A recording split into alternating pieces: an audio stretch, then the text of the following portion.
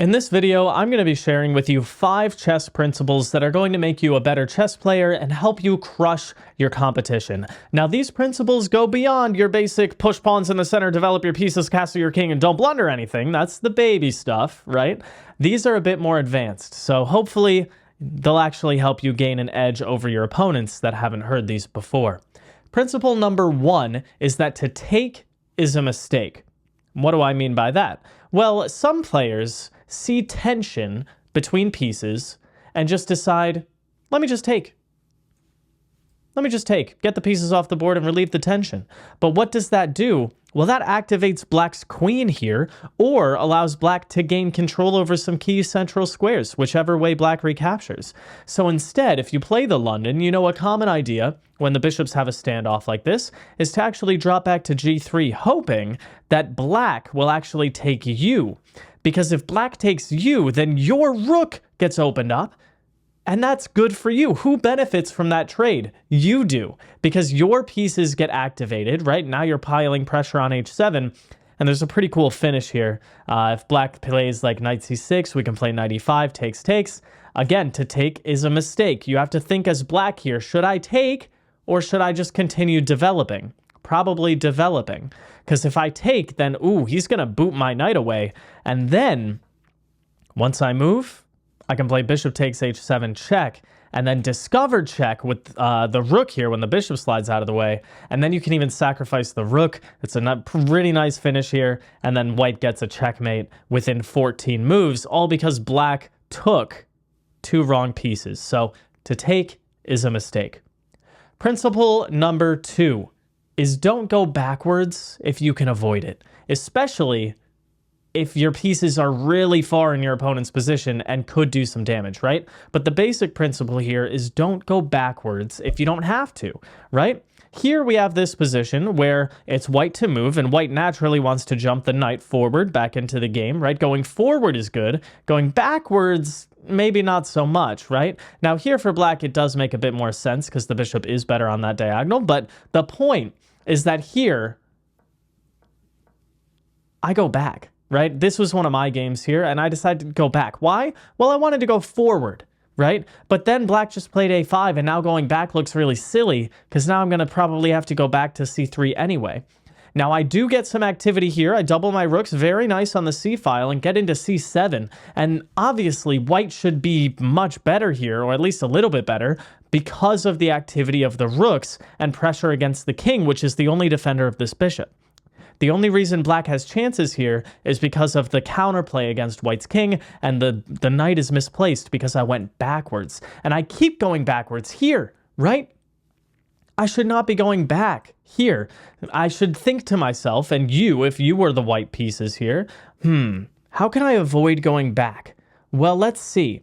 Maybe, just maybe, I could sacrifice the exchange, because I notice that black's king is pretty weak in the center and is the only defender of the dark squared bishops. So if I can find a way to do something like this, right, then I'm going to be doing pretty well. Now let's go back. How can I gain that idea from here? Well, my alternatives are take the rook here and activate black's queen a little bit, or go back.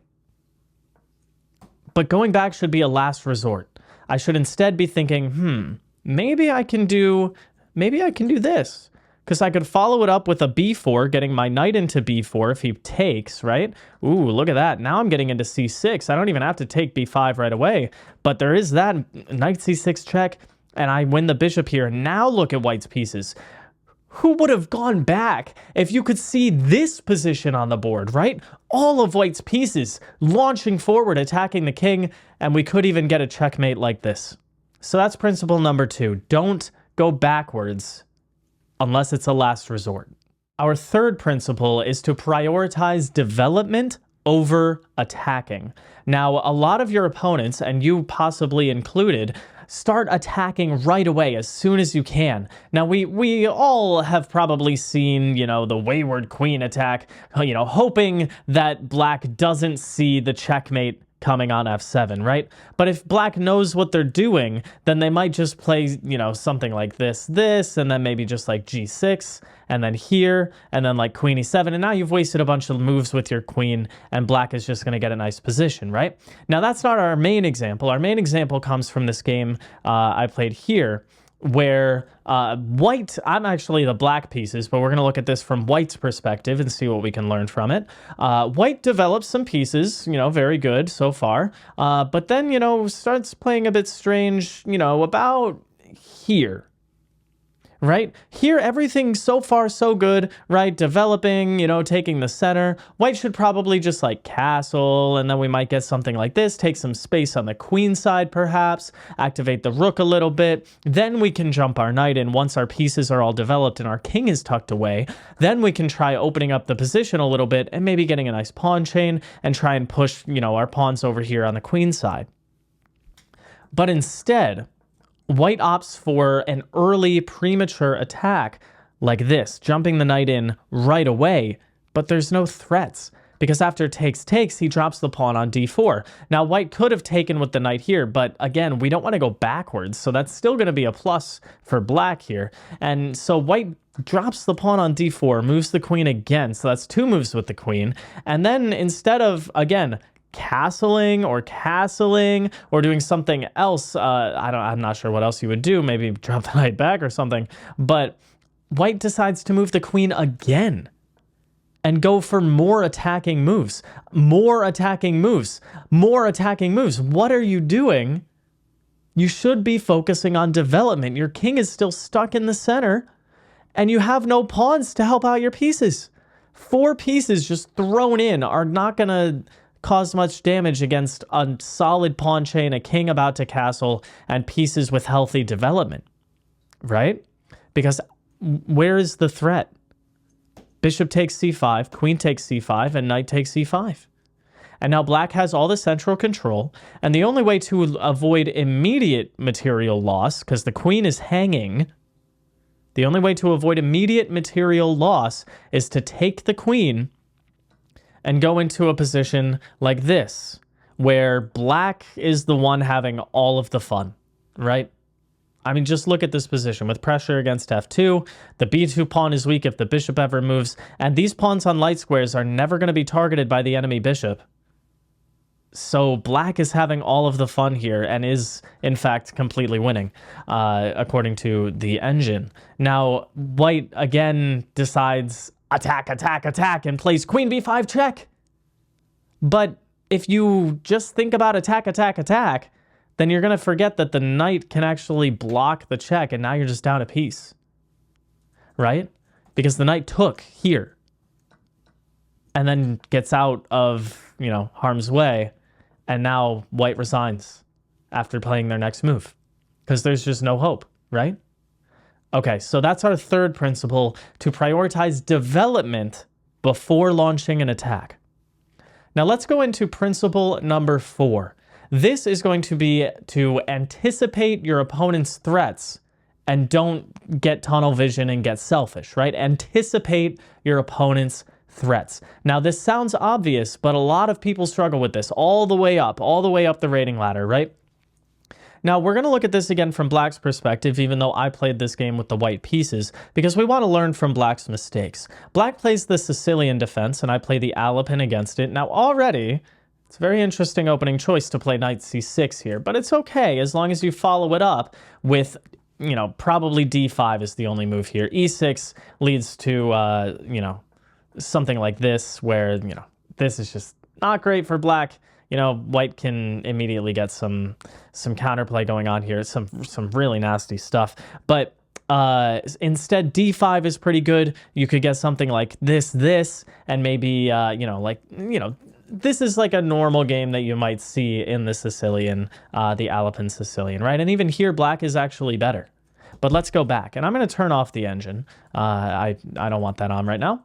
Instead, black doesn't see the immediate threat of d5 from white, kicking the knight in the center, and instead plays this passive d6.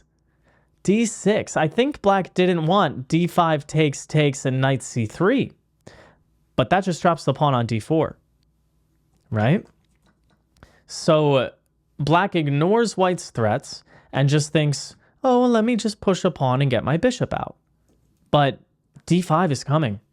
And not only that, f4 is coming, right? This is very bad. This is very, very bad because now black has to move the knight again and white has all of the center and the pieces are just going to come barreling down the board. So let's see. We have knight f3, knight c6 again, or knight f6, sorry.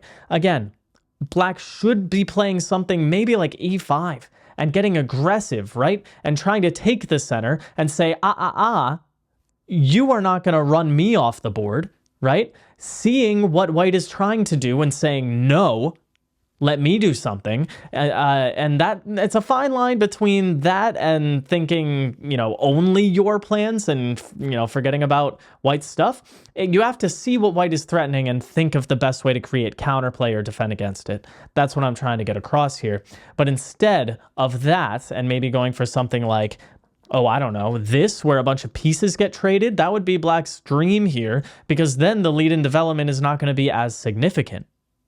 This is a weird position with the isolated pawns. But instead, black plays this knight f6 running head first into e5, especially after this very slow a6. Now, black tried to anticipate some of white's ideas, which would be like maybe a check or a knight jumping forward, but that's not really white's idea. White's idea is to go down the center of the board where there's a king on the other side, right?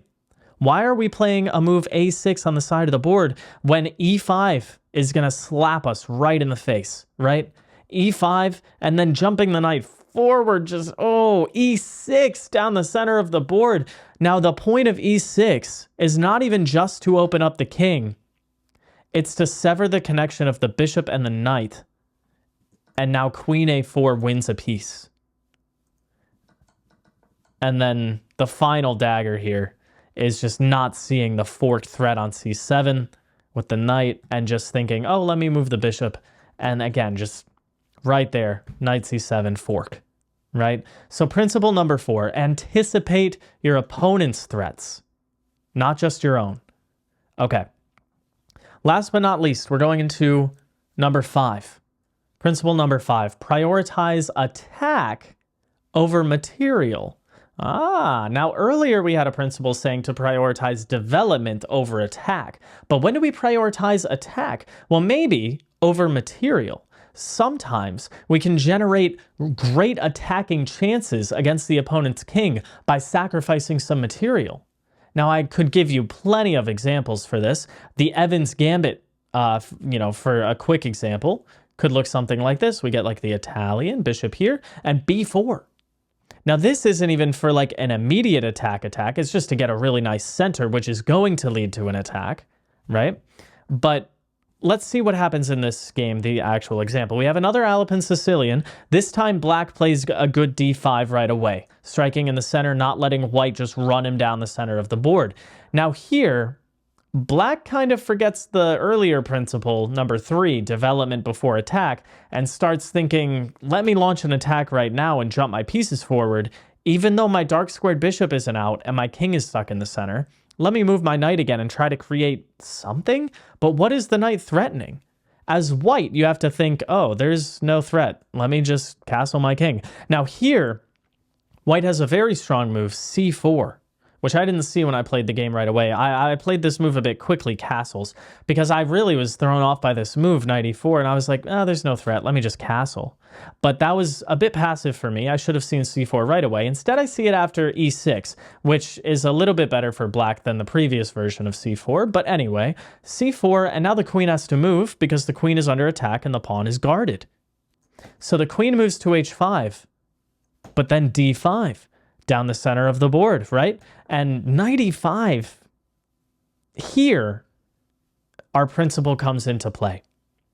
Now, if you're worried about material, you're probably going to play knight b to d2, adding a defender to the knight on f3, guaranteeing that you never lose material. Because after all these trades, right, black is the one who has to worry about the knight here. But here's the thing, black doesn't have to trade all those pieces off, and even if they manage to, then where's your attack going to be if you don't have any pieces to conduct it, right? So instead, let's calculate.